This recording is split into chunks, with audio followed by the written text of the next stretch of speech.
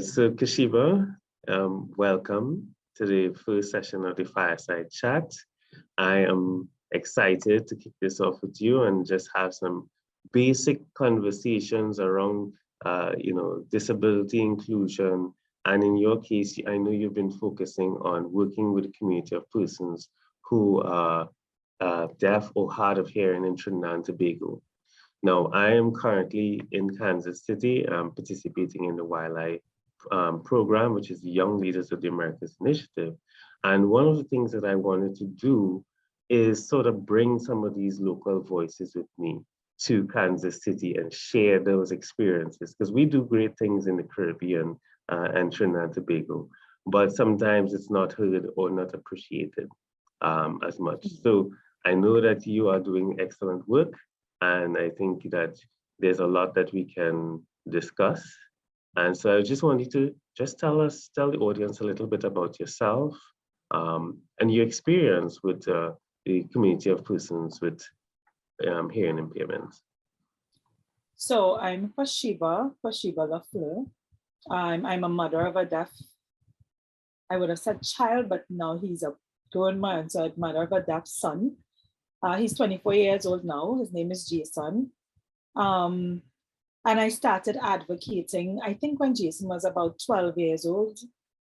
It started off with a group of parents and myself. We started advocating for our children because at that time, the children did a SCA, which is an exam for the 11 to 12-year-olds in Trinidad. And a group of the deaf students were doing SCA. And when they did, they passed the SCA exams and they were placed in junior life centers that serve all, it's like trade school. And the parents found that they could have done much better than that. And we knew they had the ability to do better than remedial work. So we started lobbying for that. And around that time, I realized as a mother of a deaf child that there were a lot more challenges parents were encountering besides just the academic side of it. So we were at that time lobbying for that right in education so that our children would have been able to attend secondary school, which is high school, etc. in the US and other parts of the world. And we felt like our children could have done better. But then I noted that there were other things that parents had a need for, because when my son was diagnosed with hearing loss, I didn't have anybody to go to get information or to find out, what I could have done. He was diagnosed by the doctor, the audiologist, and I asked her, what was I supposed to do? And she said, just learn sign language. And that was the best that I could have done at the time because his hearing loss wasn't something we could fix. And in me realizing that, I decided to start an organization, which is called WeCare Deaf Support Network. We registered WeCare in 2013, September of 2013, it was registered with our Ministry of Legal Affairs. And on June the 14th, 2019, we had to register again with Legal Affairs, but in the non-profit organization department, where we're now certified as an NPO. Part of since we founded the organization, we've been lobbying and advocating for the rights of deaf persons, deaf and hard of hearing children and people, to empower deaf people more and to encourage them to become their own advocates. We've also been raising awareness about deafness and sign language, because a lot of people, especially in the Caribbean, are not aware that sign language is its own language, and it's a real language, and it's not universal. So it's something that we had to start negotiating and then lobbying for. And we've made some headways. Part of what we do as an organization would have promoted a lot and supported a lot of the deaf, where other deaf organizations would have benefited from our advocacy and our awareness as well. Yeah, I could go on and on.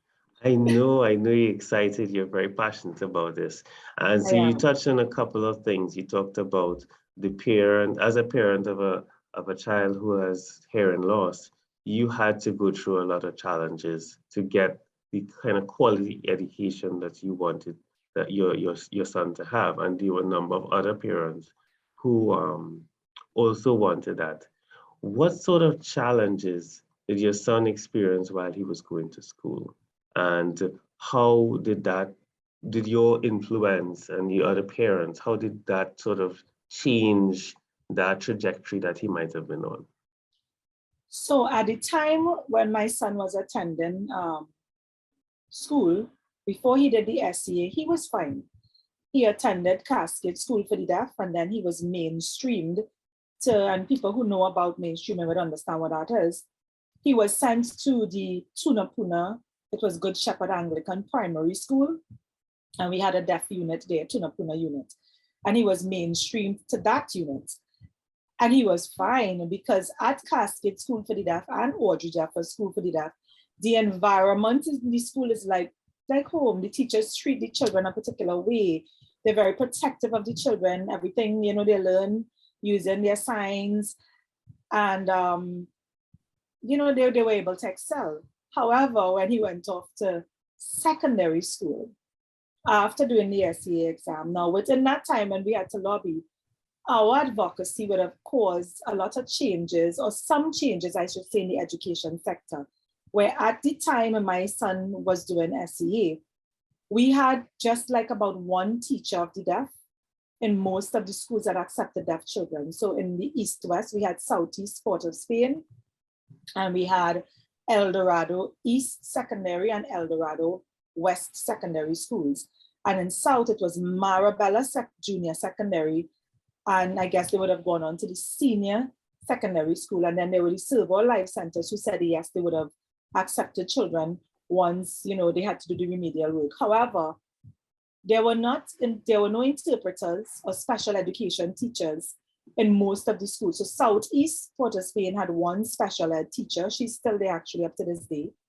And in El Dorado East Secondary, there was one special education teacher. In El Dorado West, there wasn't anybody at all at the time that we were advocating. In Marabella, there was one person who was not trained, but at the school as well. And because of the advocacy at the time with the parents and myself, we were able to get at least interpreters to work with the children in El Dorado, East and West, and get interpreters assigned to Marabella. And Southeast would have got some additional support. However, the challenge continues with deaf children in school, where when a deaf child is placed in a secondary school system, there was that one teacher alone, or that one sign language interpreter to go with them across the levels. So I'm in Form 1, and they expect our children to do 11 subjects in Form 1. What the teachers would have done is filter those subjects to identify those subjects that the children who are deaf can do. So my son did 7 subjects, and he had one teacher with him and 2 other students in different forms who had to go to support them in the different classes, different levels, but at different subjects as well. So somewhere along the line, children were being left out, as we call it, and were not getting the access and the support that they need. To an extent, it still happens, but we can say that based on our advocacy, we Southeast now has 2 interpreters along with the special ed teacher.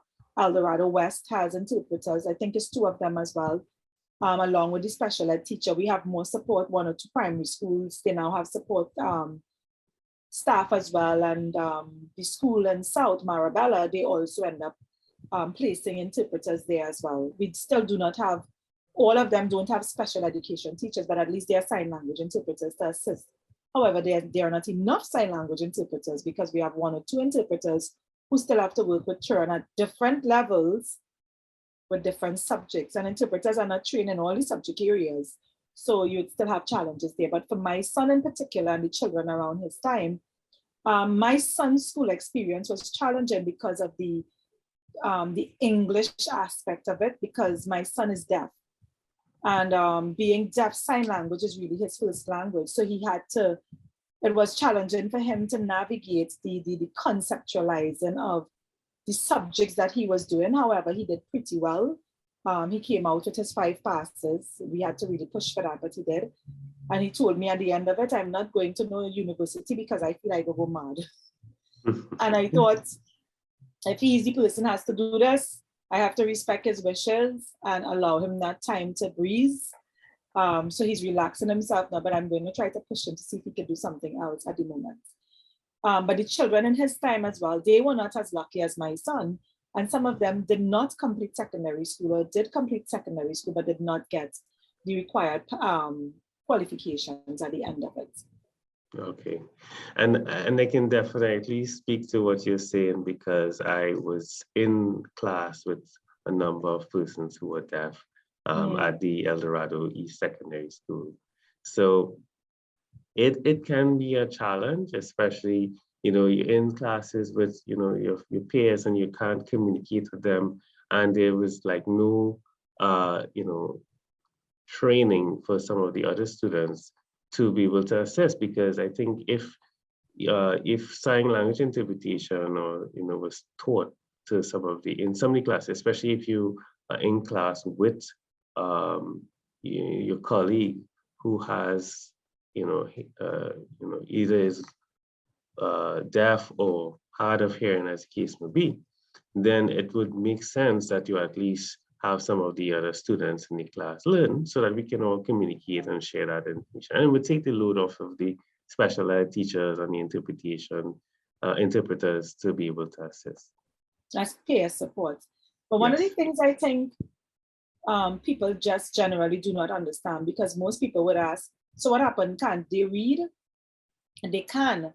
But because their first language is generally sign language, we are now starting to put systems in place where sign language will be administered to them from very young. When my son was diagnosed, there was no early intervention for us. I never learned to sign fully until my son was about 13, 14. That's when I actually immersed myself in the community of the deaf and started learning to fully sign, because we did a lot of speech and language therapy. And I was in denial for a while, where my child have a little speech, so why he can't talk and understand things. But I went to a conference in 2015 with the World Federation of the Deaf. And that's when I understood what deaf education was really like. And in listening, there was this guy called Paddy Ladd, and he was talking about deaf ed. And he was explaining the importance of teaching a deaf child in their first language, which is sign language, and getting that intervention in from as early as 0. So just like how we communicate with our hearing children, Baba, whatever we say to them, we make the signs to our children and have the expressions with our deaf children, and they learn like that. And with education, he was saying it's very important to have deaf teachers or teachers teach the children everything in sign language and turn that voice off. And with my son, it was challenging for me to assist him, because I could not have signed to that capacity to teach him or help him out at his school when he reached the level of Form 4 and Form 5. I still don't understand math so good. I'm an English person, not mathematics. And he's a math guy. So it was like a learning experience for me and for him.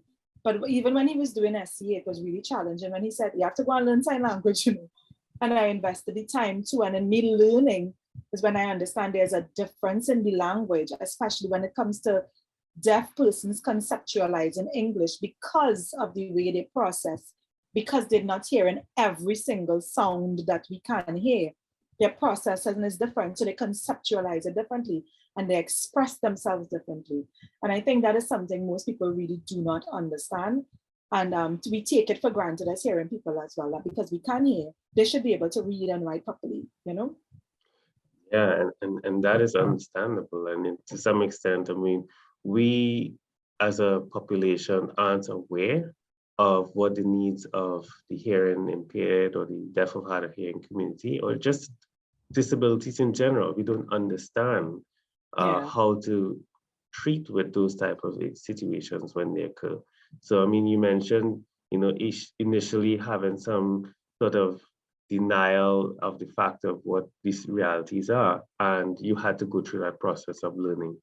And we've been working on a similar initiative focused on helping persons who are visually impaired, so that they are able to go through that process of going from denial to acceptance in a much quicker or faster way. Now, I want to shift focus a little bit here and talk a little bit more about the WeCare Deaf Support Network. Sure. All right. So tell me a bit about the work that you all are doing, and why is this so important? Why is it needed right now? And what sort of challenges that you may be experiencing And how do you think that we can overcome that? So the network, when we founded the network initially, the purpose of our network is to support parents of deaf and hard of hearing children and deaf parents. That was the initial purpose. But when we founded the network in 2013, we strayed from our mandate. Most of our focus was on supporting and advocating for deaf persons. So we were more doing advocacy work and programs and projects that were focused on getting deaf persons more support, more services. And to be honest, we were not focusing on parents. When COVID happened, it was a moment for me to actually reflect and realign the organization, because a lot of parents were then reaching out to me because they needed support. And I was like, we're supposed to be doing actually this. So I had to realign the organization, and we started doing that late last year. So the organization is specifically to support parents of deaf and hard of hearing children and deaf parents, and by extension, deaf people, by providing them with access to resources, information, support services, programs, skills, training, and those things through advocacy as part of our advocacy goals. So we've now been working on a number of different projects. Recently, we would have had a training program completed with Red Cross of Trinidad and Tobago and the disaster management unit. In the community emergency response team, it's a disaster management training where 11 persons were trained and 10 of them were deaf and hard of hearing persons. So they're now part of an international body, a team of people who are emergency responders. Once there's an emergency in the country, they said we activate, and once we activated, these deaf people come out and support persons within their communities. That was a first-time thing that has never happened in the country before, and we were proud to actually do a project like that with the deaf. They're now a part of every team they're supposed to be assigned to, but we have our own little group. So once things happen, we stay in contact communication. And we are actually working on, we are piloting at the moment our early intervention program, like I would have mentioned prior. Because when a child is diagnosed, parents are not familiar with what to do. And 90% of deaf children are born to hearing parents. Most of the times, those parents have no clue what to do. They don't know anything about deafness, and they have no idea how to communicate with their children. So the early intervention program is introducing sign language from a very young age from diagnosis, and also introducing that signing component in it, where parents learn to sign from the child's diagnosis. There's an academic component in it based on the age of the child, where we'll help that child prepare for that primary preschool level. And then we have another aspect of it where we have a mentoring session where we encourage parents of deaf children and deaf parents to come together to socialize and share their experiences. Another aspect is us teaching parents more about the difference between your child being deaf and your child being hard of hearing, teaching them how to read that audiogram, getting to socialize, how to identify the behaviors in your child to know when something is wrong, and to learn to communicate and the importance of that. All of those things are components of that program. It's a huge project. When I took it on, it was based on the request of the principal of Cascade School for the Deaf. We are piloting the project at the moment with 5 families. And I take everything on in stride. So I don't even have a budget. I have a budget, but I don't have a sponsor for the project. And that is one of the things that has been proven to be very challenging to, because of coming out of COVID, it's challenging to land sponsorship for things like that. So I'm now working on a proposal. Hopefully I'll get some funding coming in from the ministry or somebody who will be able to assist us. But it's just to pay the tutors, because all I want to be ensuring that we pay the tutors. The project, this particular early intervention program, is taught specifically by deaf tutors themselves, and the mentors are parents like myself and deaf parents. The experience, because I had conversations with members, persons from Gallaudet University, and to discuss, like, how should I roll this out? And they gave me some ideas and gave me their suggestions, and I implemented all of this in one. And then based on conversations with team members from home as well, the principal of the school, Dr. Skerrett, some of the teachers, we also knew what we had to do to ensure the programs are successful. So those are just two programs that we have. We have other programs that we intend to roll out as the year roll out, but those are two of the major things that we've been doing at the moment that we're focused on. One of our challenges, like I said, is financial, and at the moment, I'm trying to raise $100,000 for, because we have a building where I live. There's a building and a lot of land that I have, and we want to renovate that building to use it as our office, but also a resource center where our programs and projects can be conducted there. So that too is something that I'm looking forward to, hoping we can get some support for that. Okay, and how can the community, let's say the community at large within Trinidad or even internationally, get in contact with you, and what sort of, let's say, collaboration that you would ideally want? Let's say if people were to get into contact with you. Well, for me, I'm always open to collaborating and networking with other organizations, even if it's not associated with deafness or disabilities, because it gives an opportunity for advocacy, raising awareness, and that sense of camaraderie. So we're on Facebook. Persons can reach us on Facebook at WeCare Deaf Support Network. They can email us as well. I have only a local TT number, and I work with two organizations abroad, Green Spade World and Blackprint Inc. So we can be contacted through those organizations as well. I could always share with you if you want contact information for those organizations. I'll have to come off and get it for you and then come back on. So I don't think that might be wise. No, but I could always text you that information and how to get in contact with those organizations. Because like one of the things I'm looking forward to is we can look forward to getting some donations like US funding as well, or US contributions, and we can use those business accounts to the money to go into those accounts, so we could be able to access it when the time comes for us to do the building project. Okay, great. And so that would address the funding part. In terms of, do you have roles open for volunteers who might be able to assist in different ways? Yeah, what I'm doing now is, as I'm realigning the organization, I'm revamping a lot of the how we would have done things prior. So yes, we have spaces open for volunteers. There's always room open. Currently, we're also working on this project. I forgot that one. So we're going to be doing a screening program. It's something that could help us raise funds for the organization. And we would be working along with the Southern Caribbean Conference of the Seventh-day Adventist Church. We're working with the health director in that aspect and doing air screening in different health fairs. And we'll always need volunteers for those kind of things. So what we would do is train the volunteers how to use the equipment that we have, and they come out and they support on those days to eliminate from us having to spend excessive money to pay staff, where the money could go back into assisting with programs and projects as well, because we really need to raise a particular amount of funds in a certain time to get things up and running effectively. So we're definitely open to having voluntary support. Even for the intervention program, volunteers are accepted across the board, because like I said, it's a number of projects we're working on. And we have both, what we do is once we have volunteers willing to support and assist and you're not sign language literate, we are going to do a program with you where we teach you sign language so that you will be able to communicate with the members of our network, because a lot of our members and persons we work with are deaf.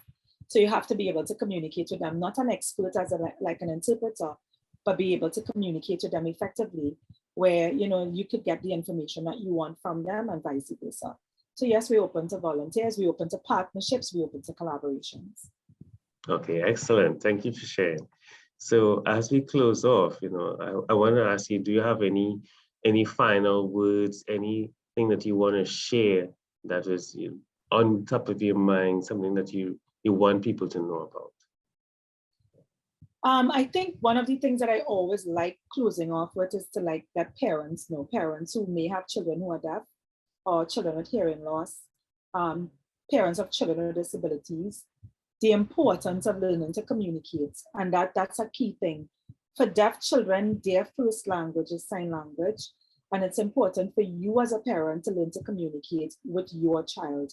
If parents, I know there are a number of organizations in the US that do similar early intervention programs with parents, and there's always Gallaudet University as well, where persons can reach out to them to get information. And like I said, a number of other organizations in different states reach out to those organizations if you have a child with hearing loss.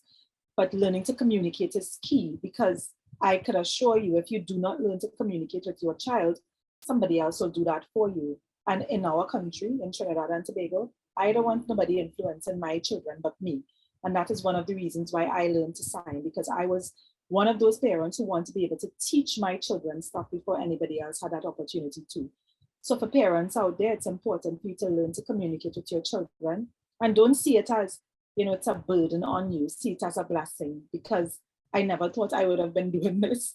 And here I am 20 years later, an advocate for deaf and hard of hearing persons, an advocate for parents, and working in a community that I didn't even know existed. That's it. All right, so thank you, Qushiba, for joining me at this first fireside chat. I think we had an amazing conversation that shed light on how we can assist the community of persons who are deaf and hard of hearing. Definitely, there's a lot of need. And Qushiba, you're working and doing a lot of great work with the WeCare Deaf Support Network. So I encourage everybody to come out, contact Qushiba on social media. Right, on Facebook, Instagram, you just message her. And as well. Yes. We definitely need that support. So Qushiba, thank you again. And we will continue to be in contact. Thank you so much. Thanks a lot. All right.